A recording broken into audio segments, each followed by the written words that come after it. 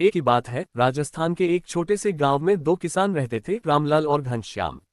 दोनों के खेत पास पास थे, भाव एक दूसरे से बिल्कुल अलग। रामलाल ईमानदार, मेहनती और सच्चे दिल वाला था, जबकि घनश्याम थोड़ा चालाक और लालची स्वभाव का था। हर सुबह सूरज की पहली किरण जैसे ही खेतों पर पड़ती, रामलाल अपने बैलों के साथ हल लेकर खेत में पहुंच जाता। मिट्टी की महक में ही उसे सुकून मिलता था। वो गुनगुनाते हुए कहता, मेहनत कर भाई, मिट्टी भी सोना दे जाएगी। वहीं दूसरी ओर घनश्याम खेत में कम और दूसरों के काम में ज्यादा ध्यान देता। वो अक्सर रामलाल को देखकर कहता, तू दिन रात मेहनत करता रह, लेकिन अमीर तो मैं ही बनूंगा। एक रात जब गांव गहरी नींद में था, रामलाल को एक अजीब सपना आया। उसने देखा कि एक बूढ़ा साधु उसके सामने खड़ा है। साधु मुस्कुरा कर बोला, रामलाल, तेरे खेत के नीचे सोने का बीज दबा है, लेकिन याद रख, वो बीज तभी उगेगा जब तू उसे सच्चे मन और पूरी मेहनत से सींचेगा।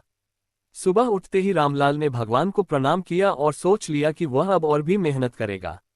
उसने दिन रात खेत में पसीना बहाया, बैलों से हल चलाया, पौधों से बातें की और हर काम ईमानदारी से किया।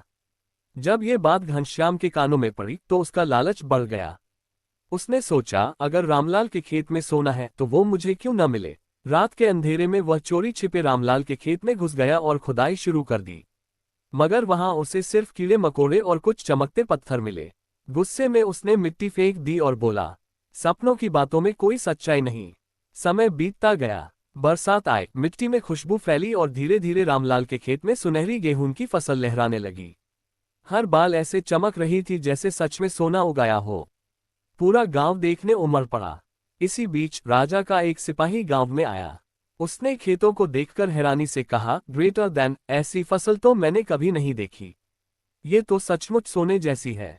वह रामलाल से बोला, तूने ये फसल कैसे उगाई? रामलाल मुस्कुराया और बोला, मेहनत, सच्चाई और विश्वास से।